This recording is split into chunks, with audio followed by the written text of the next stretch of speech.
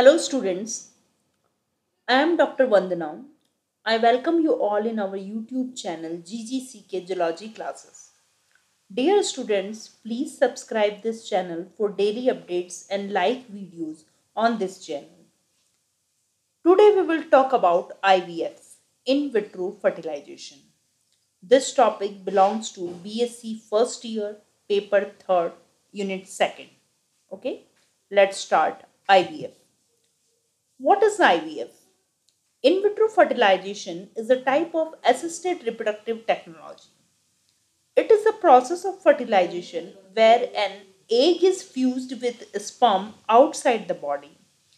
This process occurs outside of the body, that's why it is called in vitro fertilization. In vitro fertilisation and in vivo fertilisation दो चीज होती है. In vitro means outside of the body और in Vivo मतलब क्या होता है, inside the body. Clear. अब यहाँ हम बात कर रहे हैं कि यह एक ऐसी टेक्निक है जिसमें वुमेन्स के एग को मेन के स्पर्म के साथ में कंबाइन किया जाता है या फ्यूज करवाया जाता है लेबोरेटरी में. ओके. और फिर एम्ब्रियो बनाया जाता है. फिर उस एम्ब्रियो को फ्रोजन किया जाता है स्टोरेज के लिए और फिर उसको वुमेन के यूट्रस में ट्रांसफर कर दिया जाता है. 1977 में first IVF pregnancy human being में देखी गई थी और उससे लुइस ब्राउन का बर्थ हुआ था. अब इन विट्रो फर्टिलाइजेशन के डेवलपमेंट के लिए सर एडवर्ड को नोबेल प्राइज मिला था फिजियोलॉजी और मेडिसिन में. वर्ल्ड का फर्स्ट टेस्ट ट्यूब बेबी था लुइस ब्राउन. क्लियर.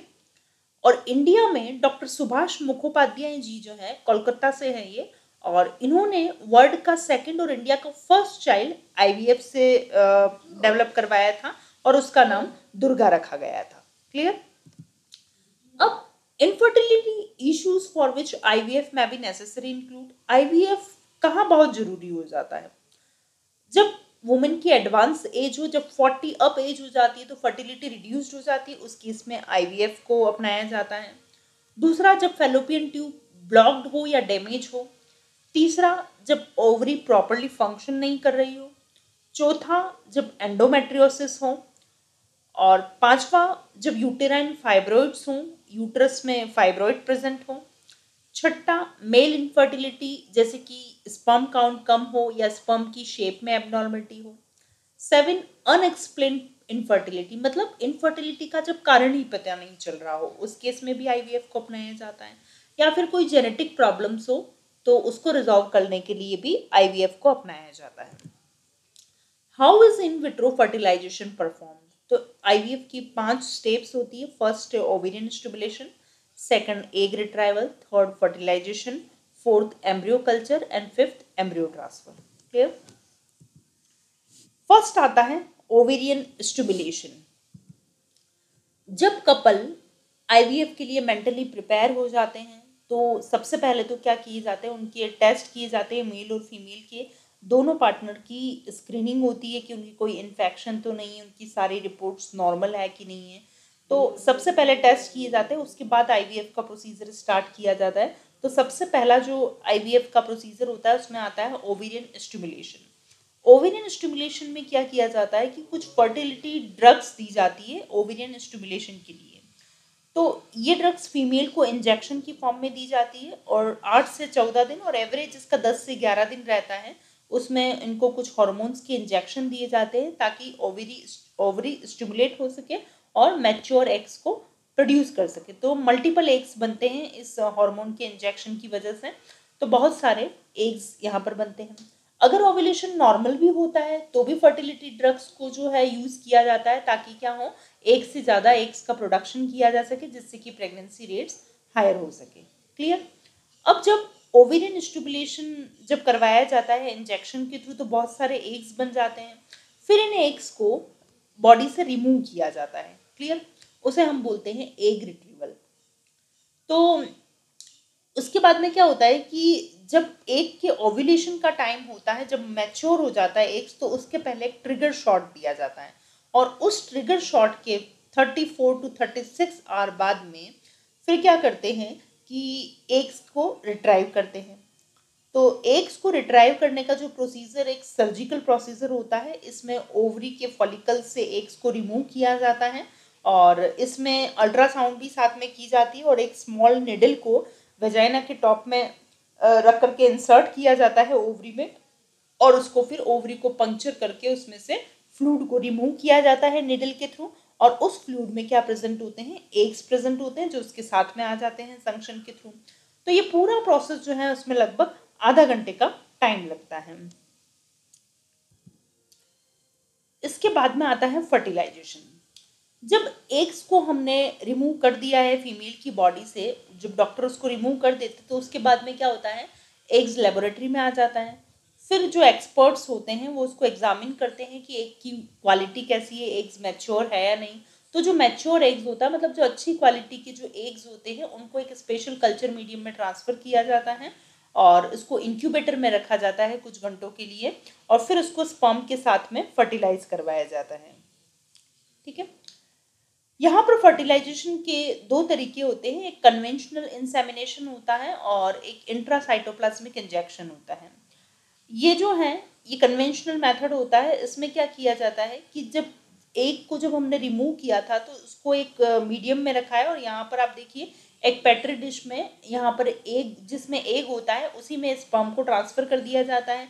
तो ये जो स्पर्म यहाँ ट्रांसफ़र करते हैं उसमें से कोई एक स्पर्म जो है वो अंदर इसको पेनिट्रेट कर जाता है और उससे फ्यूज हो जाता है। क्लियर? तो ये तो होता है कन्वेंशनल मेथड।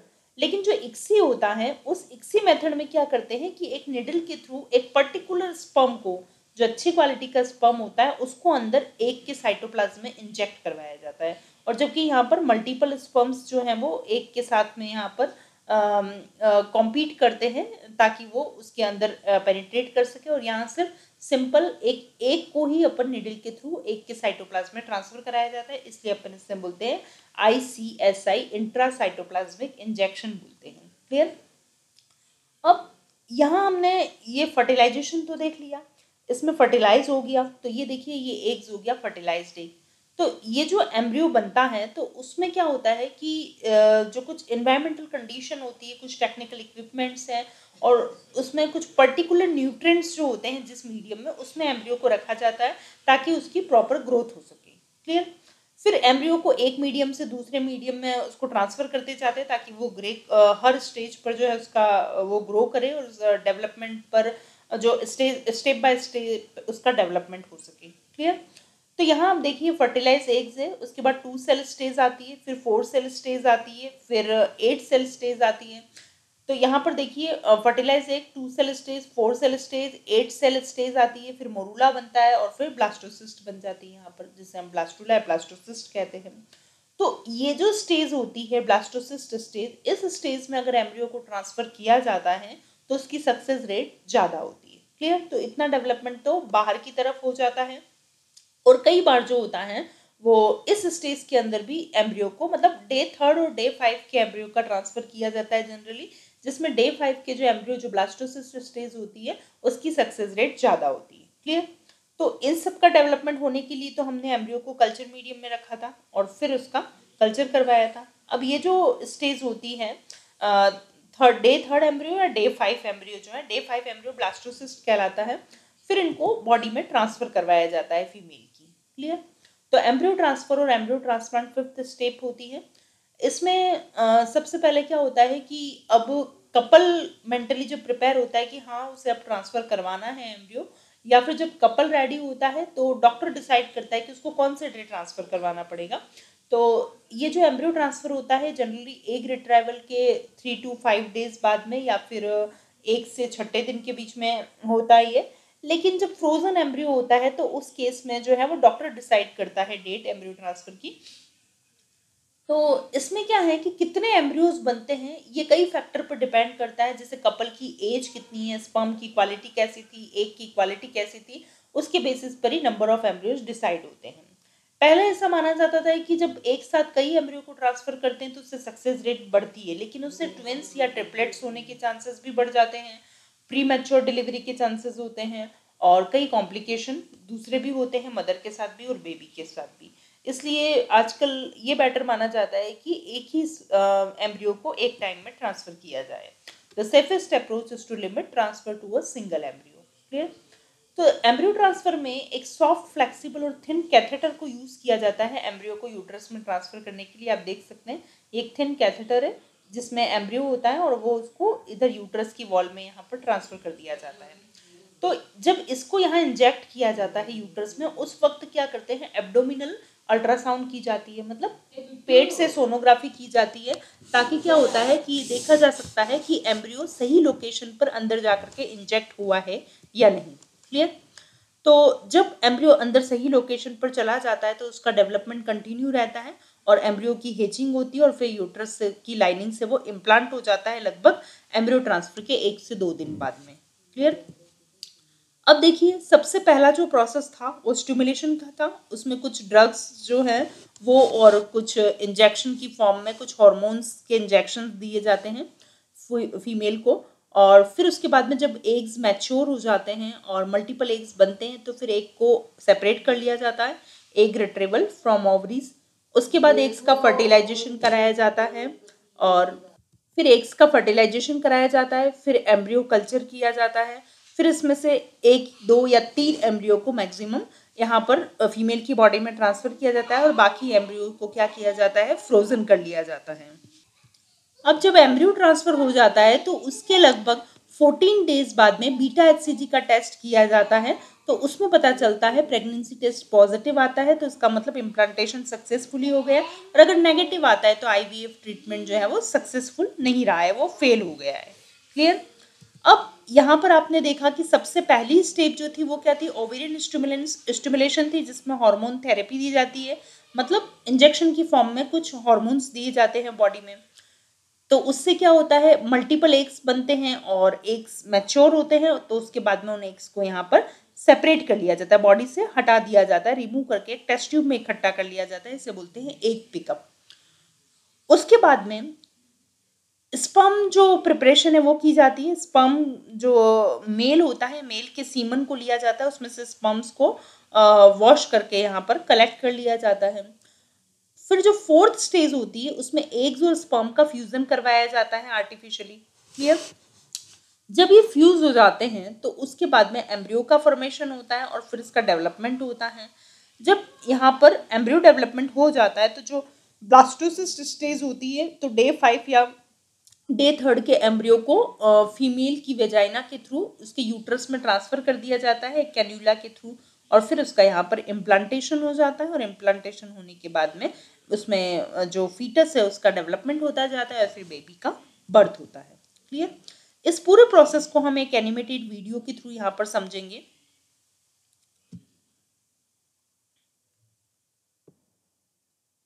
अब फीमेल का जो रिप्रोडक्टिव सिस्टम होता है उसमें ओवरी प्रेजेंट होती है और ओवरी जो है वो एग्स का प्रोडक्शन करती है। क्लियर? अब यहाँ पर हम देखते हैं कि जो जनरली फीमेल होती है, तो फीमेल में क्या होता है कि ओवरी से ओवा का प्रोडक्शन होता है। तो जब मेंस्ट्रुएशनल साइकिल का मिड टाइम होता है, तब मतलब 14 डेज जब होता है, तब ओवरी से यहाँ पर जो फॉलिकल्स होते हैं उनसे क्या होता है कि ओवा या ओवम रिलीज होता है 14 डेज पर। तो ये आपको दिख रहा है ओवम, ये ओवम कहाँ जाएगा, ओवरी से निकल करके ये कहाँ चला जाता है, फेलोपियन ट्यूब में चला जाता है। क्लियर? अब ये जब फेलोपियन ट्यूब में आता है तो उधर वेजाइना से क्या आते हैं, स्पर्म आते हैं, और वो स्पर्म इस ओवा को ओवम को फर्टिलाइज कर देते हैं और फिर क्या बन जाता है, फर्टिलाइज्ड एग हो जाता है वो। क्लियर? और फिर एम्ब्रियो बनता है। तो ये तो नॉर्मल फर्टिलाइजेशन में होता है, लेकिन आईवीएफ में क्या होता है, ये देखिए नॉर्मल फर्टिलाइजेशन इसमें स्पर्म आते हैं और इस एग को फर्टिलाइज कर देते हैं और ये एग का फर्टिलाइजेशन हो जाता है और उसके बाद में इसका आगे डेवलपमेंट होता है। लेकिन जो आईवीएफ टेक्निक होती है उसमें क्या करते हैं, कुछ ओवेरियन स्टिमुलेशन दिया जाता है, मतलब कुछ हार्मोन्स के इंजेक्शन लगाए जाते हैं जिससे ओवरी स्टिमुलेट होती है और वो मल्टीपल एग्स का प्रोडक्शन करती हैं। क्लियर?